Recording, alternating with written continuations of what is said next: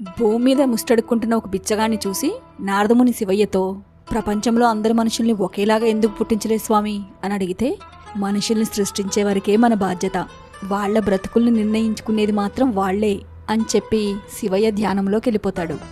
నారదమునికేం అర్థం కాక ఆ బిచ్చగాడిపై జాలేసి మారువేషంలో వెళ్ళి అతనికి బంగారు నాణాలిచ్చి, ఇక నుంచి అడుక్కోకు, ఈ సొమ్ముతో ఏదైనా పనిచేసుకుని బ్రతుకు అని చెప్తాడు.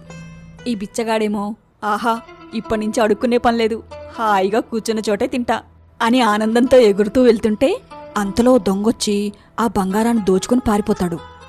మరుసటి రోజు నారదముని మళ్లీ ఆ బిచ్చగాడిని అడుక్కుంటూ చూసి, నీకు బంగారం ఇచ్చాక కూడా అడుక్కుంటున్నావేంటి అని అడగ్గా, అయ్యా, నా బంగారం ఒక దొంగలాగేసుకున్నాడు అని చెప్తాడు. అయ్యో పాపం, అవునా అని ఈసారి బాగా ఖరీదు చేసే ఓ వజ్రం ఇస్తాడు. ఆ వజ్రాన్ని తీసుకెళ్లి ఇంట్లో ఉట్టికి వేలాడుతున్న ఒక కుండలో దాచి